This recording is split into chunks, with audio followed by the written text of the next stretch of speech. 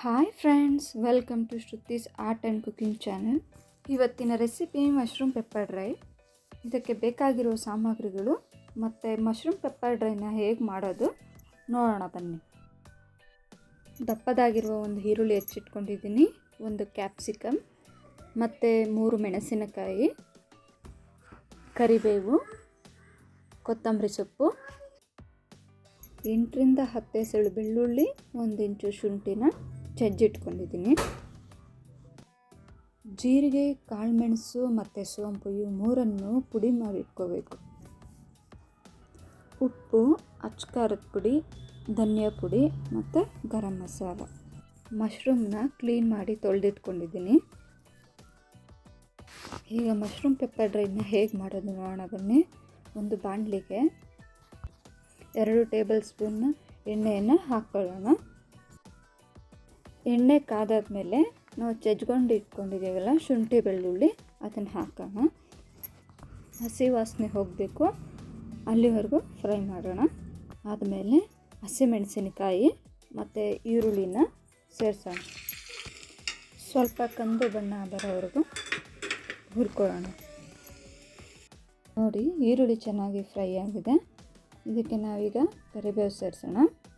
ಕರಿಬೇವನ್ನು ಸ್ವಲ್ಪ ಹೊತ್ತು ಫ್ರೈ ಮಾಡಿದ್ರೆ ಸಾಕು. ಕರಿಬೇವು ಸ್ವಲ್ಪ ಫ್ರೈ ಆದಮೇಲೆ ಕ್ಯಾಪ್ಸಿಕಮನ್ನು ಸೇರಿಸೋಣ.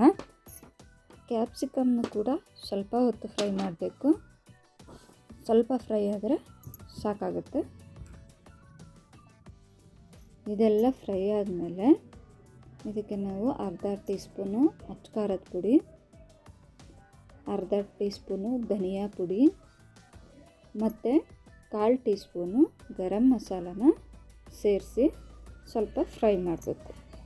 ಫ್ರೈ ಆದಮೇಲೆ ಇದಕ್ಕೆ ನಾವು ಕ್ಲೀನ್ ಮಾಡಿ ಇಟ್ಕೊಂಡಿದ್ವಲ್ಲ ಮಶ್ರೂಮು, ಅದನ್ನು ಸೇರಿಸ್ಕೊಳ್ಳೋಣ.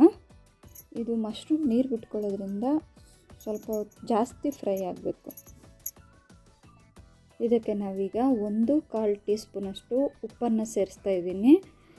ಉಪ್ಪನ್ನು ಸೇರಿಸಿ ಸ್ವಲ್ಪ ಹೊತ್ತು ಫ್ರೈ ಮಾಡಿ ಮುಚ್ಚಳವನ್ನು ಮುಚ್ಚಿ ಬೇಯಕ್ಕೆ ಬಿಡೋಣ. ನೋಡಿ, ಸ್ವಲ್ಪ ಮಶ್ರೂಮ್ ನೀರು ಬಿಟ್ಕೊಂಡಿದೆ.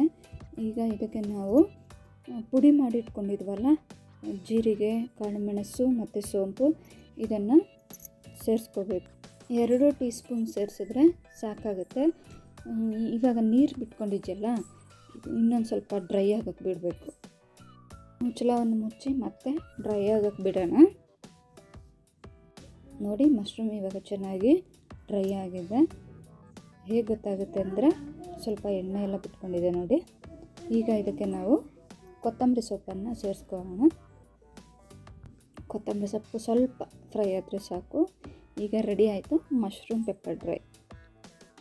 ಬನ್ನಿ, ಮಶ್ರೂಮ್ ಪೆಪ್ಪರ್ ಡ್ರೈ ರೆಡಿಯಾಗಿದೆ, ಸರ್ವ್ ಮಾಡೋಣ. ನೀವು ಕೂಡ ಮನೇಲಿ ಟ್ರೈ ಮಾಡ್ತೀರಾ ಅಲ್ವಾ? ಟ್ರೈ ಮಾಡಿ ಹೇಗೆ ಬಂದಿದೆ ಅಂತ ಕಮೆಂಟ್ ಮಾಡಿ ತಿಳಿಸಿ. ಲೈಕ್ ಮಾಡಿ, ಶೇರ್ ಮಾಡಿ. ಶ್ರುತಿ ಆರ್ಟ್ ಆ್ಯಂಡ್ ಕುಕಿಂಗ್ ಚಾನಲ್ನ ಸಬ್ಸ್ಕ್ರೈಬ್ ಮಾಡಿಕೊಳ್ಳಿ. ಧನ್ಯವಾದ.